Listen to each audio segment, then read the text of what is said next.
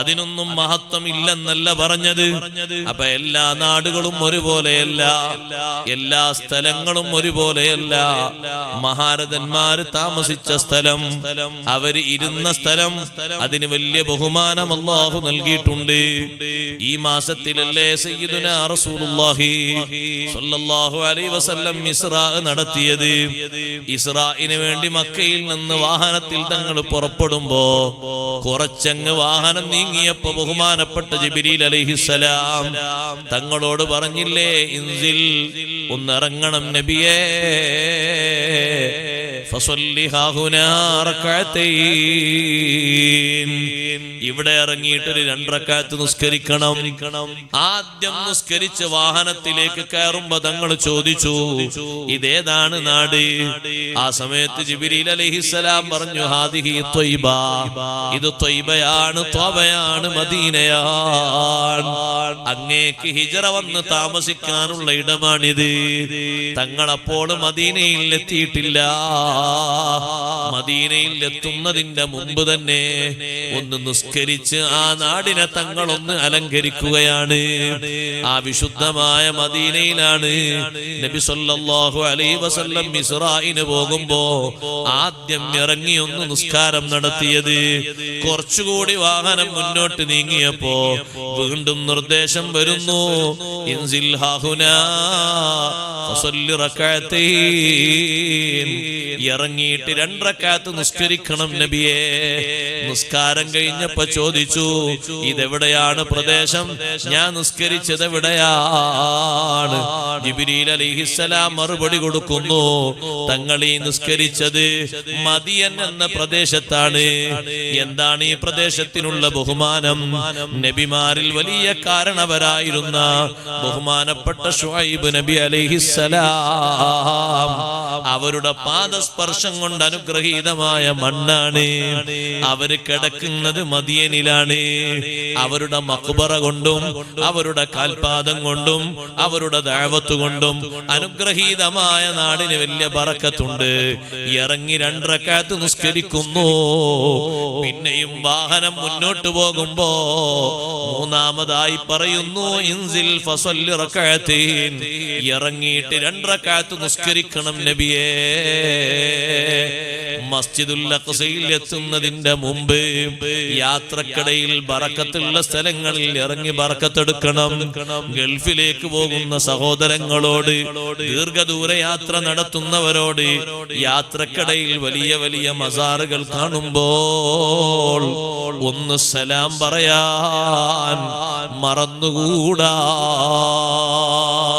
കഴിയുമെങ്കിൽ സമയമുണ്ടെങ്കിൽ ഒന്ന് ഇറങ്ങിയിട്ട് ആ പരിസരത്തുള്ള പള്ളിയിൽ ഒന്ന് 2 റക്അത്ത് നിസ്കരിച്ച് അവിടെ കിടക്കുന്ന മഹാനോടൊരു സലാം പറയണം.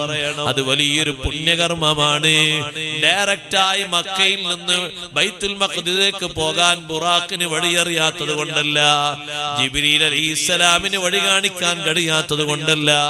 പക്ഷേ യാത്ര ചെയ്യേണ്ടത് അങ്ങനെയല്ലല്ലോ. ഇടക്ക് ബഹുമാനമുള്ള സ്ഥലങ്ങൾ ഉണ്ടാകുമ്പോ ആ സ്ഥലങ്ങളെ ഒന്ന് പരിഗണിക്കണം, അവയെ ഒന്ന് ബഹുമാനിക്കണം. ആ ബഹുമാനം കൊണ്ട് അല്ലാഹുവിനോട് ബഹുമാനം ചോദിക്കണം. ആ സ്ഥലത്തൊന്ന് ഇറങ്ങിയിട്ട് ബറക്കത്തെടുക്കണം. മൂന്നാമത്തെ സ്ഥലത്ത് പറയുന്നു, ഇറങ്ങിയിട്ട് 2 റക്അത്ത് നിസ്കരിക്കണം. ഏതാണ് ജിബ്രീൽ അലൈഹിസ്സലാം? ഈ സ്ഥലം ഏതാണ്? ജിബ്രീൽ അലൈഹിസ്സലാം പറയുന്നു, സ്വല്ലൈത ബിതൂരി സീനാ, തങ്ങൾ നിസ്കരിച്ചത് തൂരി സീന പർവ്വതത്തിലാണ്. എന്താണ് ആ പർവ്വതത്തിനുള്ള ബഹുമാനം? വലിയ ബഹുമാനമല്ലേ ആ പർവ്വതത്തിനുള്ളത്? കലീമുല്ലാഹി മൂസ അലൈഹിസ്സലാം അള്ളാഹുവിനോട് സംവദിക്കാൻ വേണ്ടി അല്ലാഹു തആല നിശ്ചയിച്ചു കൊടുത്ത സ്ഥലമാണ് തൂരി സീന. അള്ളാഹ്ക്കുള്ള സ്ഥലമല്ല, മൂസാ നബിക്ക് നിൽക്കാനുള്ള സ്ഥലം. അല്ലാഹു തആല നിൽക്കാൻ തൂരി സീന സെലക്ട് ചെയ്ത് അല്ലാഹു തആലക്ക് സ്ഥലമല്ല. ഉണ്ടോ? അല്ലാഹു തആല തൂരി സീനയ്ക്ക് മാത്രം വന്നിട്ട് സംസാരിക്കുള്ളൂ. അല്ലാഹു തആലക്ക് നിൽക്കാനല്ല, അള്ളാഹുവിന്റെ കലാമ് കേൾക്കുന്നതിന് മൂസാ നബി അലൈഹിസ്സലാമിന് നിൽക്കാൻ. ആ അല്ലാഹു തആല മൂസാ നബി അലൈഹിസ്സലാമിനെ തൂരി സീനയിലേക്ക് വിളിച്ചു വരുത്തുമ്പോ അതിന്റെ തൊട്ടടുത്തെത്തിയ സമയത്ത് റബ്ബ് സുബ്ഹാനഹു വ തആല പറഞ്ഞു, ഇന്നക ബിൽ വാദിൽ മുഖദ്ദസി തുവാ. മൂസാ നബിയെ, നിങ്ങൾ പരിശുദ്ധമായ ഒരു താഴ്വരയിലാണ്. അതുകൊണ്ട് ഫഖ്ലഅന അലൈക്, ചെരുപ്പഴിച്ചു വെക്കണം. ചെരുപ്പിട്ട് ഇങ്ങോട്ട് കയറാൻ പറ്റൂല, ചെരുപ്പഴിച്ചു വെക്കണം. ഇന്ന് നമ്മൾ തൂര് സീന കാണാൻ വേണ്ടി പോകുമ്പോ അവിടെയുണ്ട് അതേ ആയത്ത് എഴുതി വെച്ചിട്ടുള്ളത്, ഫഖ്ലഅന അലൈക ഇന്നക ബിൽ വാദിൽ മുഖദ്ദസി തുവാ. ചെരുപ്പഴിച്ച് മേലോട്ട് കയറണം. ചെരുപ്പിട്ട് കയറാൻ പറ്റൂല. അവിടെ പള്ളി ഉണ്ടാ? പള്ളി കാണുന്നില്ല, പക്ഷെ ചരിത്രത്തിൽ ഹദീസിൽ അവിടെ ഒരു പള്ളി ഉണ്ട് എന്ന് പറയുന്നുണ്ട്. ഇപ്പൊ നമ്മൾ അവിടെ പോയി കാണുമ്പോഴുള്ള പള്ളി ചർച്ച. ഇപ്പൊ നിലവിലുള്ളത് അങ്ങനെ. പക്ഷെ ഹദീസിൽ അവിടെ പറ്റിയ ഒരു പള്ളിയെ പറ്റി പറയുന്നുണ്ട്. മസീഹുദ് ദജ്ജാൽ വരുമ്പോ 4 പള്ളിയിലേക്കും അതിന്റെ പരിസരത്തിലേക്കും അവന്റെ കാലുകുത്തുകയില്ലെന്ന് സയ്യിദുനാ റസൂലുള്ളാഹി സ്വല്ലല്ലാഹു അലൈഹി വസല്ലം എണ്ണിയപ്പോ, ഒന്ന് പരിശുദ്ധമായ മസ്ജിദുൽ ഹറാം, അതിന്റെ പരിസരം ഹറം. മറ്റൊന്ന് മസ്ജിദുൽ നബവി, മസ്ജിദുൽ മദീന, അതിന്റെ പരിസരം ഹറം. മൂന്നാമത്തത് ബൈത്തുൽ മഖ്ദിസ്, അതിന്റെ പരിസരവും. നാലാമത്തത് മസ്ജിദ് തൂരി സീന എന്നൊരു പള്ളി ഹദീസിൽ പഠിപ്പിക്കുന്നുണ്ട്. തൂരി സീന പള്ളി. ഒരു പക്ഷേ ഇനി കാലങ്ങളെ കൊണ്ട് പള്ളി വരുമായിരിക്കും. ഏതായാലും അങ്ങനെ ഒരു പള്ളിയും ആ പള്ളിയിൽ മുഅ്മിനീങ്ങൾ അന്ന് താമസിക്കുന്നുണ്ട്. ദജ്ജാൽ പ്രവേശിക്കാത്ത 4 സ്ഥലങ്ങൾ അതേ ഉള്ളൂ. ബാക്കി എല്ലാ സ്ഥലങ്ങളിലേക്കും എത്തും. അതിൽ ആ പറഞ്ഞ 4-1 നമ്മുടെ നാട്ടിലില്ല, ഇന്ത്യയിലില്ല. ഉണ്ടോ? അപ്പറഞ്ഞ 4-1 നമ്മുടെ നാട്ടിലില്ലല്ലോ. അതൊക്കെ ആ പരിശുദ്ധമായ സ്ഥലത്തല്ലേ ഉള്ളത്.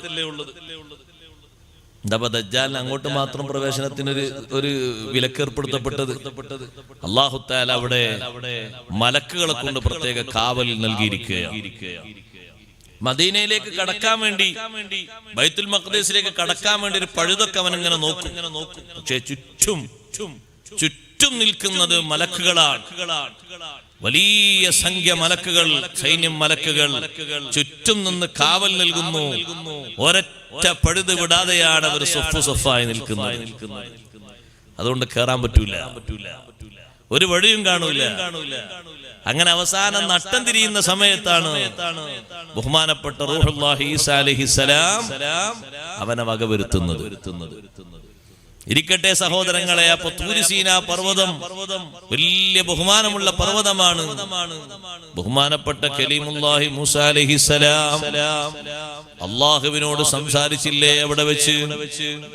മൂസാ നബി അലൈഹിസ്സലാം അള്ളാഹുവിന്റെ കലാം കേട്ടില്ലേ?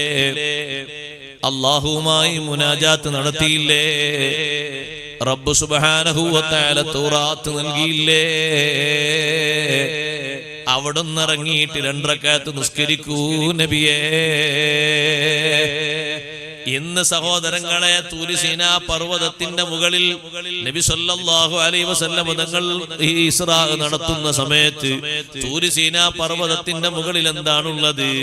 കുറെ നൂറ്റാണ്ടുകൾക്ക് മുമ്പ് കലീമുല്ലാഹി മൂസാ അലൈഹിസ്സലാം അവരുടെ അനുഗ്രഹീതമായ പാദം കൊണ്ട് പുണ്യമായ ഭൂമിയല്ലേ, ആ ഭൂമിയിലല്ലേ ഇറങ്ങാൻ പറഞ്ഞത്? അവിടുന്ന് കുറച്ചുകൂടി മുന്നോട്ട് നീങ്ങിയപ്പോ 4-മത്തൊരു പോയിന്റിൽ കൂടി ഇറങ്ങി നിസ്കരിക്കാൻ പറഞ്ഞു. അവിടെ ഇറങ്ങി നിസ്കരിച്ചപ്പോൾ ആ സ്ഥലത്തെ പറ്റി പറഞ്ഞു കൊടുത്തു. ബെത്ലഹേമിലാ തങ്ങൾ നിസ്കരിച്ചത്. എന്താണ് ബെത്ലഹേമിന്റെ പ്രത്യേകത? അത് മൗലിദു ഈസാ അലൈഹിസ്സലാം. ബെത്ലഹേം എന്ന് പറയുന്ന കുന്നിൻ മുകളിലാണ് ഈസാ നബി അലൈഹിസ്സലാം പിറന്നു വീണത്. ആ പിറന്നു വീണ സ്ഥലം അടയാളപ്പെടുത്തി പ്രത്യേകം വെച്ചിട്ടുണ്ട്. പക്ഷെ അവിടെ പ്രാർത്ഥന നടത്തുന്നത് ക്രൈസ്തവരാണെന്ന് മാത്രം. അവരെ പള്ളിയാണ് അവിടെയുള്ളത്.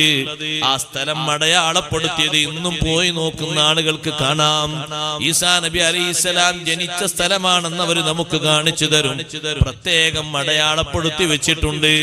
അവിടെ ഇറങ്ങി നിസ്കരിക്കാൻ വേണ്ടി പറയുന്നു ഹബീബ് റസൂലുള്ളാഹി സ്വല്ലല്ലാഹു അലൈഹി വസല്ലം തങ്ങളോട്.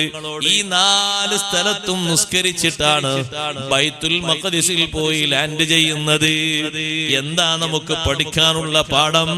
മഹാന്മാര് എവിടെ ഇരുന്നോ, അവര് ജനിച്ചോ, അവര് സഞ്ചരിച്ചോ, അവര് താമസിച്ചോ, ആ പ്രതലങ്ങൾക്ക് പരിശുദ്ധിയുണ്ട്, വലിയ ബഹുമാനമുണ്ട്. ആ ഒരു ബഹുമാനമാണ് നമ്മുടെ ഈ പ്രദേശത്തുമുള്ളത്. ഇവിടെ വന്നിട്ടുള്ള നമുക്കെല്ലാവർക്കും, വരുന്ന എല്ലാ ആളുകൾക്കും, വന്ന് സന്ദർശിച്ചു പോകുന്നവർക്കൊക്കെ അല്ലാഹു ബർക്കത്ത്